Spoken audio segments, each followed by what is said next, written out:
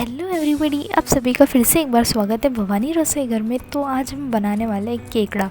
तो आज हम केकड़ा बनाने वाले हैं एकदम महाराष्ट्रियन स्टाइल में। तो महाराष्ट्रियन स्टाइल में जैसे हम केकड़ा बनाने वाले हैं उसे बोलते हैं भरीत खेकड़ी। तो भरीत खेकड़ी बनाने के लिए हम सबसे स्टेप बाय स्टेप सारे प्रोसेस देखेंगे। केकड़ी को कैसे साफ़ करते हैं वो भी देखेंगे। साथ में हम इसके साथ बनाएंगे काला मसाला। जो काला मसाला इसके साथ हम बनाने वाले हैं इसके प्रिपरेशन के लिए, और ये बहुत टेस्टी लगने वाला है। सच में बहुत यमी लगता है ये केकड़ा। तो अभी केकड़े के जो गांव में ना बारिश हो रही है, तो बारिश की वजह से जो नेचुरली केकड़े बाहर आते हैं तो हम उसी का यूज़ करने वाले एकदम देसी केकड़े का। तो चलिए फटाफट से स्टार्ट करते हैं। तो सबसे पहले हम बनाने वाले अपना काला मसाला। तो काला मसाला बनाने के लिए मैंने अभी 4 प्याज ले लिए। 4 प्याज को आपको ऐसे खलबत्ते की हेल्प से इसको सिर्फ ऐसे एक से दो बार मारना है, ताकि वो अच्छे से बीच में से एक गैप बन जाए। अच्छे से जो हमारा प्याज है, हम जो उसके आगे के प्रोसेस करने वाले हैं वो उसके लिए अच्छे से प्रिपेयर हो जाए। तो काला मसाला ट्रेडिशनली ऐसे ही बनता है। महाराष्ट्र में इसको चूल्ही में बनाते हैं, जो मिट्टी की चूल्ही बनाते हैं ना उसमें पकाते हैं इसको। तब तो हम तो इस पर चूल्ही नहीं है, बट हम इसको गैस पे बनाएंगे। तो गैस पे बनाने के लिए मैंने यहाँ पे एक ऊपर जाली रख दी है, और उसके ऊपर जो हमारे प्याज थे वो सारे रख देने। तो अब हम चलते हैं अपने नेक्स्ट प्रोसेस के लिए। तो नेक्स्ट प्रोसेस के लिए मैंने यहाँ पे एक कढ़ाई में नारियल का बुरादा ले लिया। तो ये था टोटल 1 कप नारियल का बुरादा, जिसको हमें पूरी तरीके से गोल्डन ब्राउन होने देना है। तो अभी आप देख सकते हो गोल्डन ब्राउन होना स्टार्ट हो चुका है। और अब आपको इसी तरह से जैसा आप देख रहे हो वीडियो में, आपको ऐसे ही पूरी तरीके से गोल्डन ब्राउन करना है। आप बोलोगे ये जला हुआ है, तो ये जला हुआ बिल्कुल भी नहीं है। अच्छे से गोल्डन ब्राउन हो चुका है, अच्छा सा फ्लेवर आएगा इससे। अब उसी कढ़ाई में आपको डालनी है 12 से 15 लहसुन की कली। तो ये जो हमने लहसुन की कली डाली है उनको भी अच्छे से गोल्डन ब्राउन होने देना है। अब जो मैंने नारियल का बुरादा लिया था उसको एक प्लेट में निकाल लिया है। अब दूसरी तरफ देखेंगे कि तो जो हमारे प्याज है उनको भी ऐसे रोटेट करते जाना है, पलटते जाना है, ताकि हर तरफ से वो इक्वली पक जाए। हमें उसको अच्छे से काला मसाला बनाने के लिए अच्छे से इसको प्रिपेयर करना है। तो अब यहाँ पे मैं सारे प्याज को अच्छे से रोटेट कर रही हूँ, अच्छे से पलट रही हूँ, हर तरफ से इक्वली पकने चाहिए। अब चलते हैं हमारी जो लहसुन है उसकी तरफ। तो लहसुन भी यहाँ पे गोल्डन ब्राउन होना स्टार्ट हो चुकी है।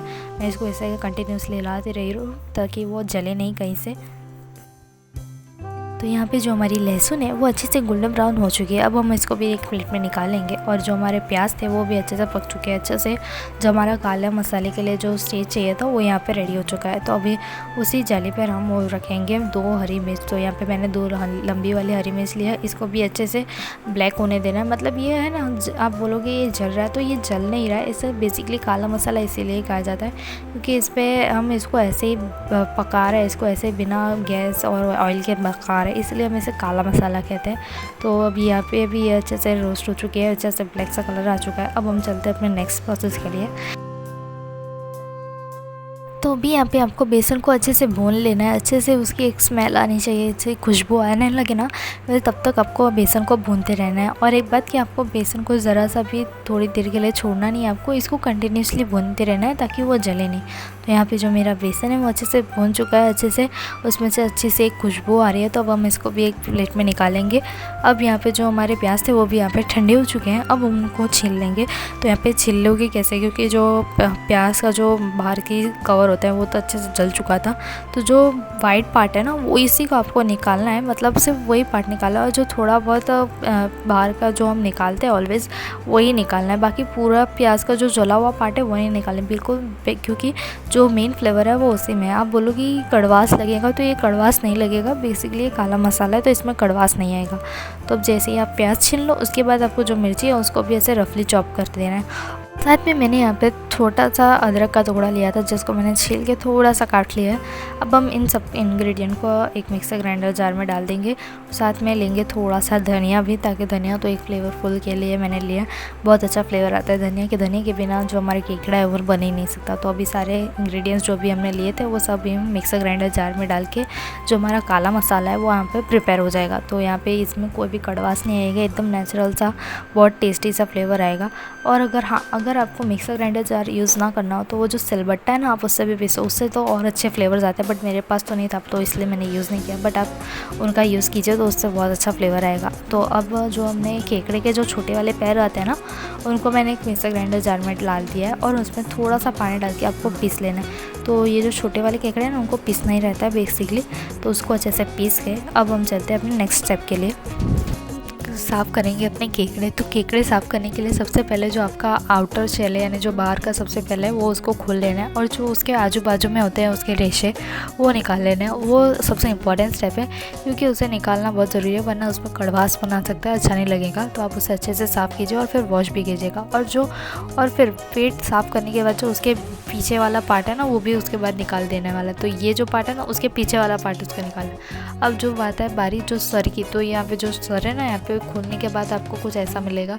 तो उसके जो साइड के जो कॉर्नर वाले साइड है ना वो येलो पार्ट होता है, तो वो आपको निकालना है। और जो बीच में होता है ना उसको आपको फेंक देना है, वो कुछ काम का नहीं है। बट जो 2 कॉर्नर्स वाले पार्ट है ना वो आपको सिर्फ लेना है। सब साफ़ करने के बाद आपको एक बार केकड़े को उसका जो बाहर का शेल और जो पहले हमने निकाला बीच में से वो भी उसको अच्छे से साफ धो लेना है एक बार। और साफ़ करने से पहले भी एक बार वॉश कर लीजिएगा। तो यहाँ पे सारे केकड़े हो चुके हैं अच्छे से साफ़। तो अभी जो हमने केकड़े के जो छोटे वाले पैर थे उनको अच्छे से मिक्सर ग्राइंडर में पीस के रखा था वो लेने हैं और एक छन्नी की हेल्प से उनको छान लेना है। तो यहाँ पे जो छान इसलिए डाल रहे हैं ताकि जो कचकच है वो आगे नहीं लगे, जो मतलब छना हुआ पार्ट है ना वो मुंह में नहीं है, कचकच ना लगे इसलिए। और 1 गिलास पानी का भी यूज़ किया था ताकि जो भी सारा फ्लेवर है वो सारा आ जाए छन के। बट कि अगर आपके पास सिलबट्टा हो तो आप सिलबट्टे का भी यूज़ कर सकते हो। और अभी जो ये छन्नी में बचा है उसको आपको फेंक देना, उसका कुछ भी यूज़ नहीं होने वाला।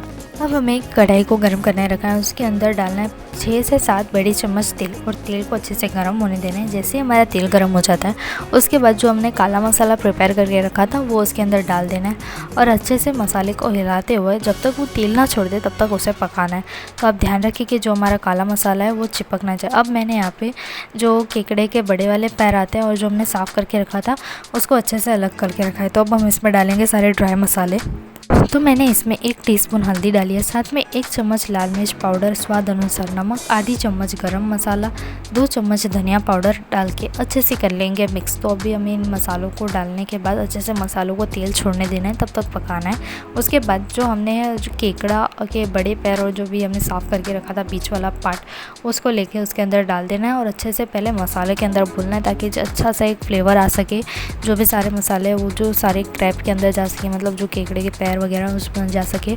इसी को ऐसे पहले भूनना होता है ताकि सारा मसाला है ना, जो भी मेन स्वाद है ना वो इस मसाले में ही होता है। तो सबसे पहले आपको अच्छे से भून लेना है, उसके बाद ही उसके अंदर पानी डालना है। तो अभी मैं इसमें डाल रही हूँ 7 से 8 गिलास पानी। तो अभी मैं तो ये जो पानी है वो डालना है, साथ में जो हमने केकड़े जो छोटे वाले केकड़े का पानी निकाल के रखा था ना छान के, वो भी इसमें डालना है। तो और थोड़ा सा बचाना है ना इसको आगे के नेक्स्ट स्टेप के लिए।